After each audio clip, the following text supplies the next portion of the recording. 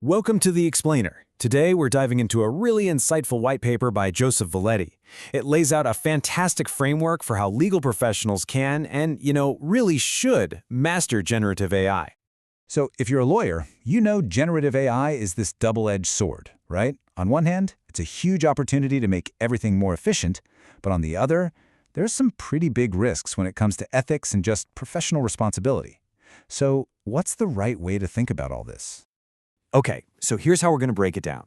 We'll start with the AI dilemma for lawyers, look at a framework for wisdom, talk about AI as a tool, not a judge, cover some interesting cautionary tales, see how to prompt for a real partnership, and then wrap up with what this all means for the future of augmented intelligence. All right, first up, the AI dilemma for lawyers. The legal world is really wrestling with this, The incredible promise of AI's efficiency is clashing head-on with these deep questions about professional responsibility and ethics. And what Mr. Vallette's paper argues is that we need to get past this simple black and white choice of either AI is going to replace us or we have to resist it. That's just not the right way to think about it. To really integrate these powerful new tools, we need a much more nuanced, a much smarter intellectual framework. So, where do we find that framework? This is where it gets really brilliant. The paper suggests we look back, way back, to classical Greek philosophy. It uses three ancient concepts to give us some real clarity on knowledge, skill, and judgment. Okay, first up is epistēmē. You can think of this as the what. It's your theoretical knowledge, the foundational principles of the law. Basically, it's all the stuff you learn in law school and through serious study. It's the book smarts of the legal world. Next, we have technē. And if episteme is the what, technē is the how. This is the practical craft or skill. It's the know-how to actually apply all that legal knowledge. Writing, reasoning, managing all the administrative stuff. It's the hands-on work. And finally, and this is the big one, there's phronēsis. This is the why. This is practical wisdom, it's judgment. It's that ethical compass that governs how, when, and, why you apply all your knowledge and skills. It's the thing that makes a professional truly wise. Okay, so we've got these three concepts. The big question then is, where does AI fit in? And this brings us right to the core argument of the paper. AI is a tool, not a judge. Here it is. Generative AI is an incredibly powerful new form of technē, that practical craft. But, and this is absolutely critical, it has no phronēsis. It can't provide that wisdom or judgment. That has to come from us. The human has to be the one steering the ship. And what's so interesting when you look at it this way is that AI stops looking like some crazy out-of-the-blue disruption. Instead, it's just the next logical step in a long history of trying to systematize professional work. I mean, think about it. From Langdell's systematizing legal study in the 1870s all the way to today, generative AI is just the latest tool for scaling up our procedural knowledge. All right, let's move on to some cautionary tales. Because to use a tool this powerful, you've got to know what it can't do just as much as what it can do. This quote really hits the nail on the head. AI can produce text that sounds like it knows what it's talking about, but it can't generate actual knowledge because it has zero understanding of what it's writing. It's just a brilliant pattern matcher. So, here's a classic example. You ask an AI the riddle, what color was George Washington's white horse?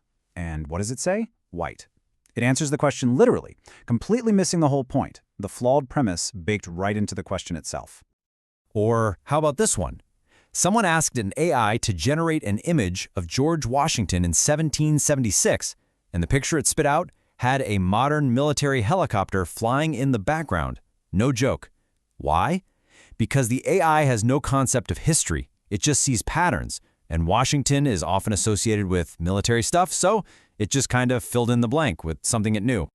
And one more, the old trick question. Who is buried in Grant's tomb? The AI's answer? Ulysses S. Grant, which, is technically imprecise. It completely misses the wordplay, that he's entombed, not buried. It lacks that common sense, that phronēsis, to understand the nuance. Okay, so these stories are kind of funny, but they show something really important. Since AI has no judgment, we have to be the ones to provide it.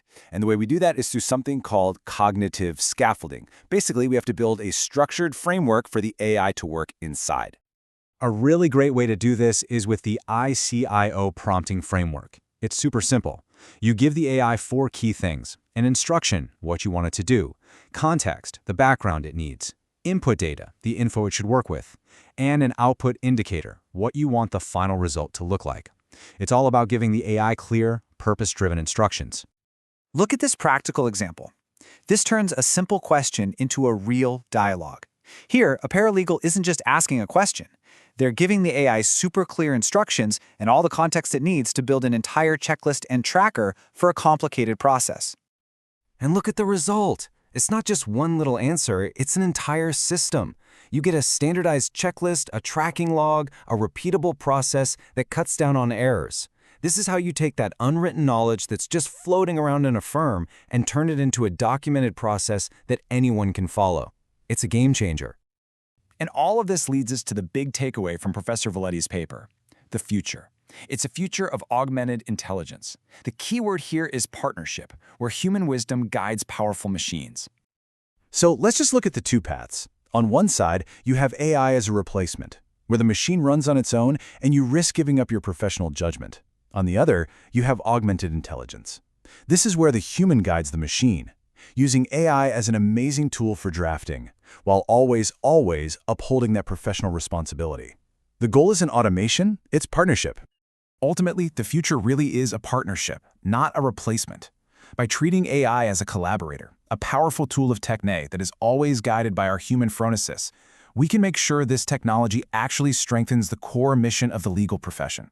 So the real question this paper leaves us with is, how are you going to use this framework to become the architect of your own augmented intelligence?